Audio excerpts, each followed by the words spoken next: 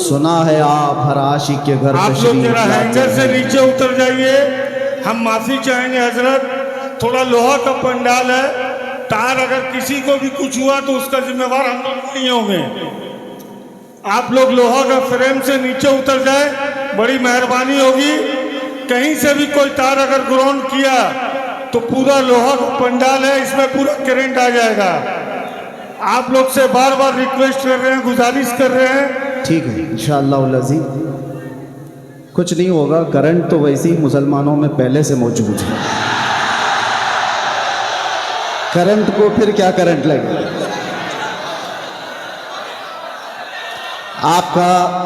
आपका जज्बा बरकरार रहे, तवज्जो चाहता हूँ। और ये जो जोश और ये जो जज्बा है किसी के ऐलान से ख़त्म होने वाला भी नहीं।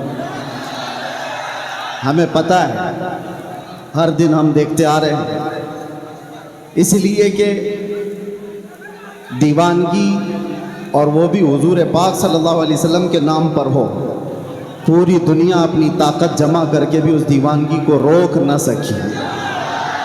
14 सदियां गुजर गई हैं, इस तूफ़ान का रास्ता कोई रोक न सका। इसी को इकबाल ने बहुत पहले ही कहा था, थमता न था किसी से सैले रवा हमारा, कुछ बात तो है कि मिटती नहीं हस्ती हमारी। सदियों रहा है दुश्मन दौरे ज़मा हमारा। मेरे अजीज़ों, आज हम उर्से कायदे अहले सुन्नत में हाजिर हैं। आप हजरात जिस अंदाज से भी सुनना चाहें मैं सुनाता हूँ, खड़े होकर के, बैठ करके, सो करके, जिस तरह से भी है, और ख़ामोशी से या चीखते चिल्लाते, आपकी अपनी मर्ज़ी के मुताबिक। अब यहाँ पर किसी को क्या कहें कि बैठ जाओ, जगह हो तो बैठे, कहीं जगह है ही नहीं तो क्या बैठे। इसलिए जो जहाँ खड़े हैं वहीं खड़े रहें। हाँ, इतना मैं कह सकता हूँ कि कुर्सी वाले कुर्सी छोड़ दें तो अच्छा होता है। हम भी बहरहाल एक बार दुरूद पाक पढ़ लें। अल्लाहुम्मा सल्लि अला सय्यिदिना मुहम्मदिन मअदनिल जूदि वल करम व आलिहि व अस्हाबिल किराम व इब्निहिल करीम व बारिक वसल्लिम। मैं बयान के लिए आ रहा था, उससे कबल ही मुझे बैठ जाइए।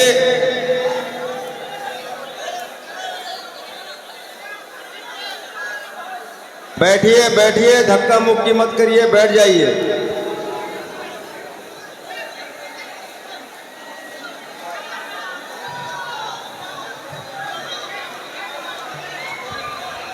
अरे भाई आप बैठिए तो, अरे अपने मेहमान की कद्र कीजिए, बैठ जाइए। आपके मेहमान आपसे मुखातिब, बैठ जाइए, बैठिए, जल्दी कीजिए, 1 सेकंड में बैठ जाइए, जल्दी कीजिए।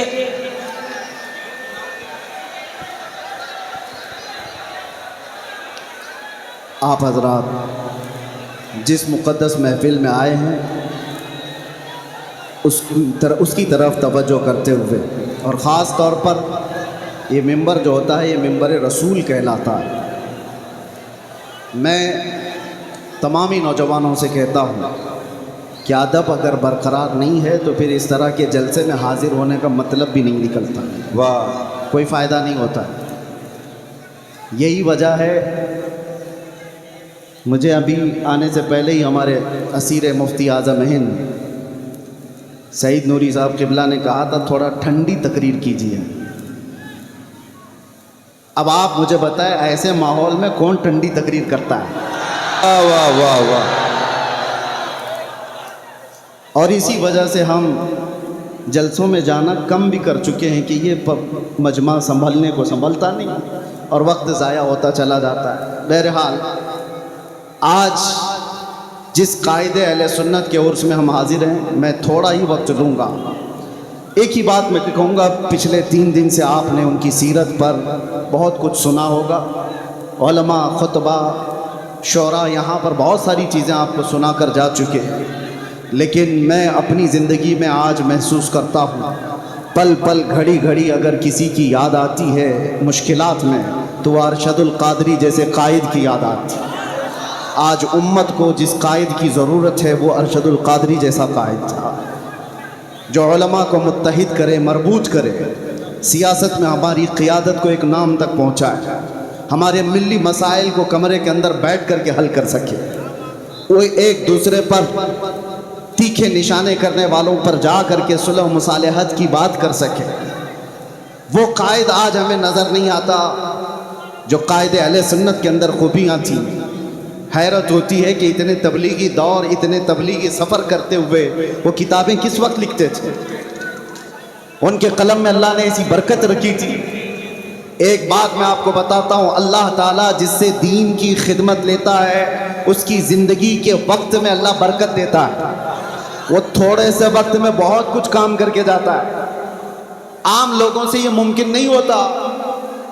علامہ ارشد القادری علیہ رحمت والرضوان نے جو ایک قیادت کا اچھا چہرہ پیش کیا، کاش آج امت کو پھر سے ایک ویسا قائد مل جائے۔ اہل سنت و جماعت کے درمیان ایک ایسا اونچا چہرہ جس کے زلزلہ اور زیر و زبر سے پوری دنیا آج تک کانپتی ہے، جس کا جواب نہیں دیا جا سکا ہے۔ آپ جمشید پور والے جو نئی نسل ہے، جو نئے نوجوان ہیں، ینگسٹرز، جنہوں نے اس قائد اہل سنت کو دیکھا نہیں ہے، آپ آج کی دنیا میں جی رہے ہیں۔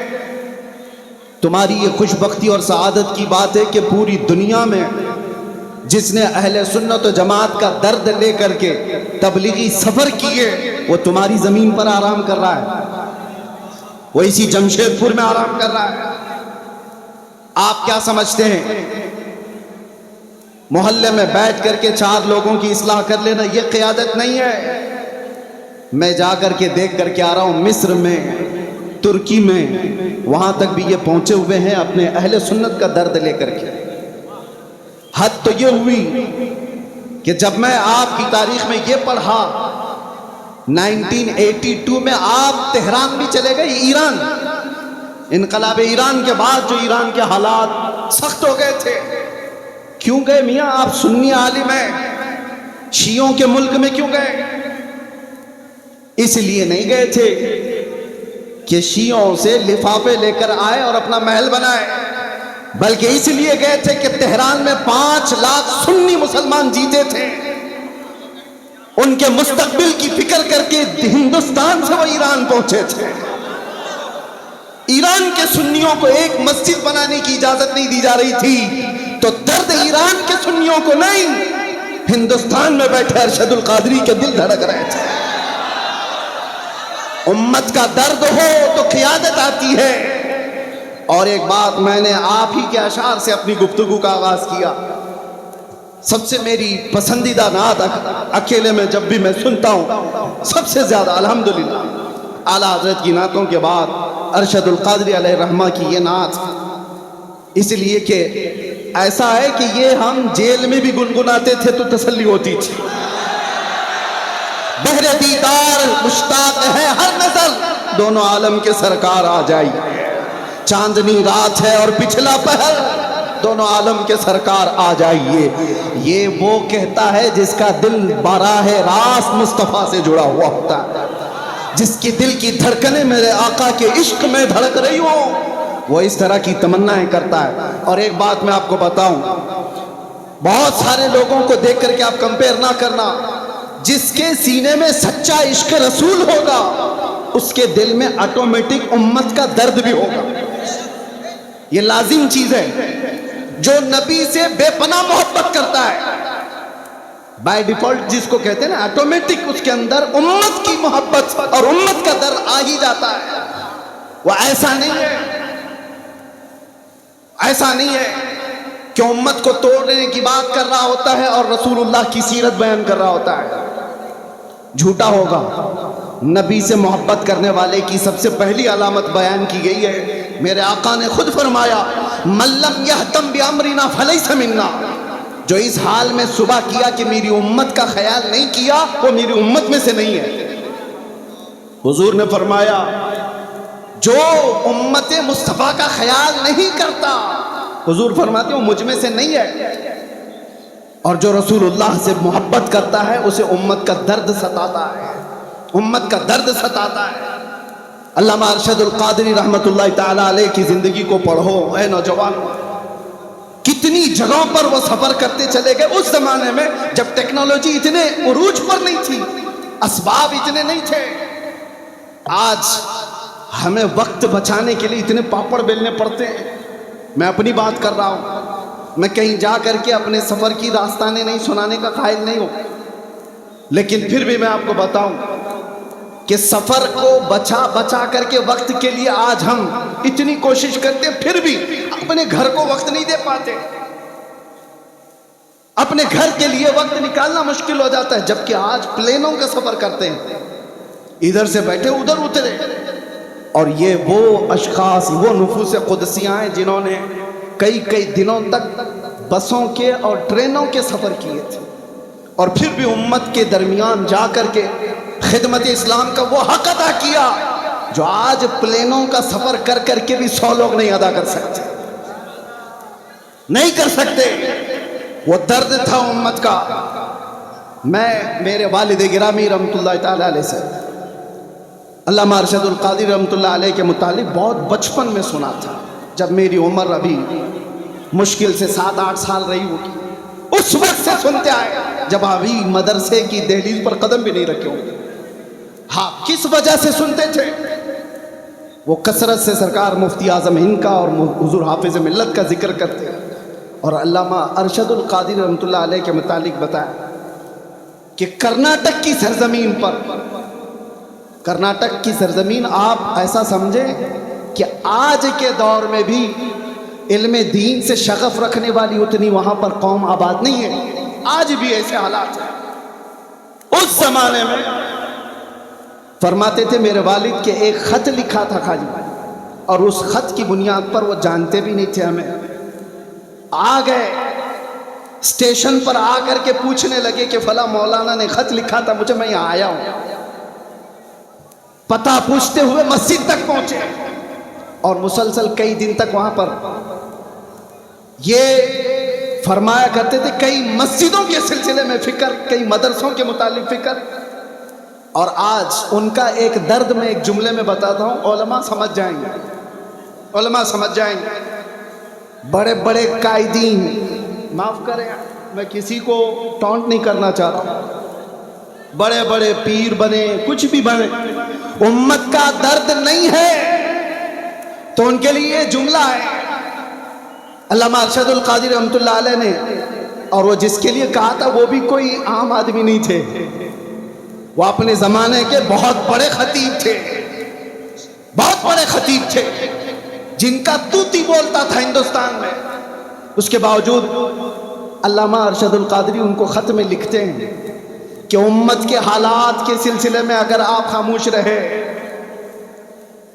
तो आपकी बेदारी के लिए मैं क्या कर सकता हूं। तो जुमला कितना प्यारा है, फरमाते काश मुझे सूरे इसराफील मुस्तार मिल जाती।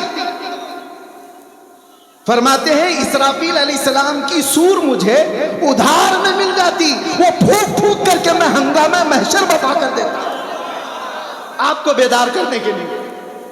ये दर्द था मेरे अजीजों, दर्द था।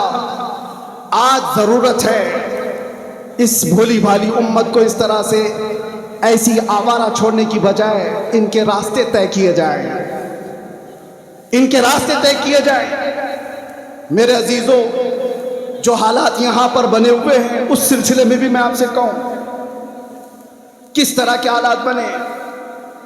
आज अगर अल्लामा अरशदुल क़ादिरी होते तो ये चुप्पी और खामोशी तो नहीं होती, कम से कम